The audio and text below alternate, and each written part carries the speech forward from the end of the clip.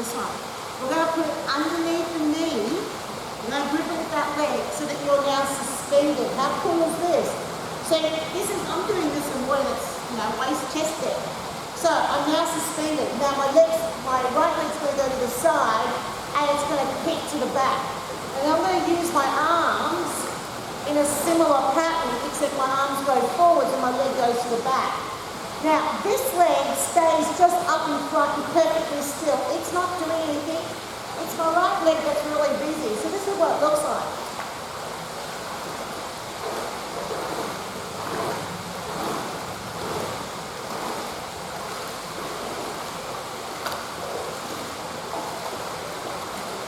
So, key teaching point, pull the knee in to change directions, really important because otherwise it becomes a little bit like this. And I don't know what that exercise is, that's another one of those fluffy aqua moves. Anyway, so you want to make sure that the knee pulls in, which also helps if you indicate that the hands have to come in towards the shoulders before they go in a different direction. So if you focus on either the arm or the leg cue, then you should find a complementary upper or lower body action as well. Hands open, in, push, pull. So you're always pushing as you would. Notice again I have those famous splayed hands, which I love to create as much force to the water as possible. Also the speed's pretty important, because if I go like this and go like that, that's a lovely, maybe rehabilitative exercise, but it's giving me no sort of real physical benefits. My heart rate's not going up, my muscles don't feel like they're working very hard, and so it's really a range of motion exercise, which once again would be something that we use for rehabilitative purposes.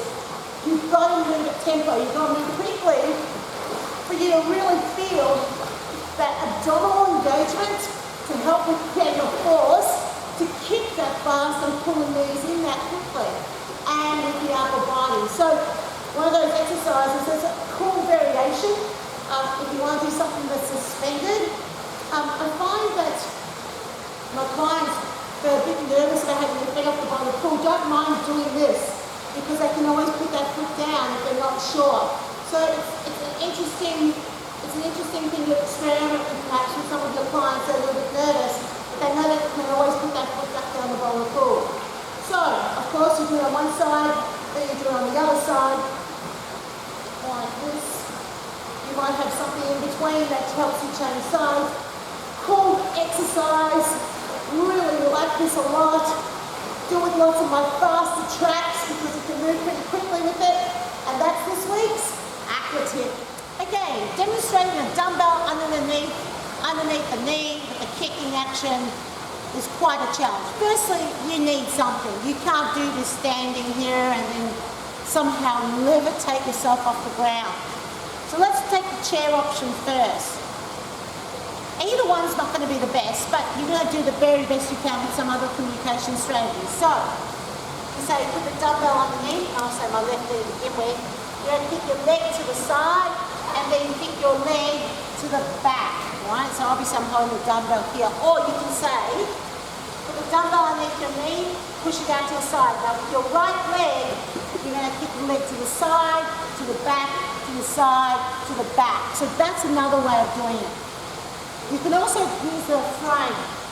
So with the frame, you say put the dumbbell underneath your knee, and then what I do is I hook my foot around this part of the frame, because then I feel a bit more secure, and then I demonstrate this. Now, I've been using the frame for a long time, so I also feel a little bit more comfortable about demonstrating what the arms would do as I'm moving that leg. Now, remember the 2 points that were so important in the order.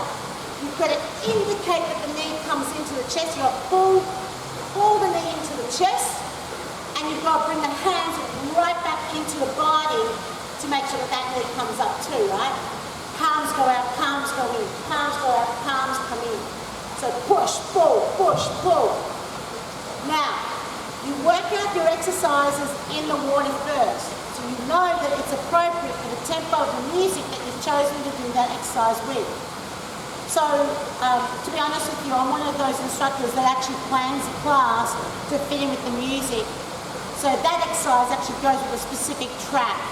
I don't really use music as something that's in the background, knowing that an exercise will work, because as mentioned with this one, you need a certain tempo to make it happen. So I want to make sure the tempo's right for this exercise, otherwise, as I mentioned in the pool, it's just a relaxation exercise. So when I'm on deck and I'm demonstrating to the tempo of music, I know it works.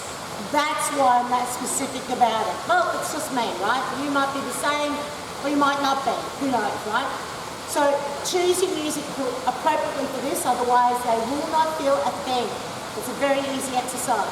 So it's got to be quick, and they've got to pull their knee in. So think about telling them how far. I usually say, pull your knee in about that far away from your body. So you're coming all the way in, so you can almost feel your thigh touch your torso. And that's how I will demonstrate this exercise on land.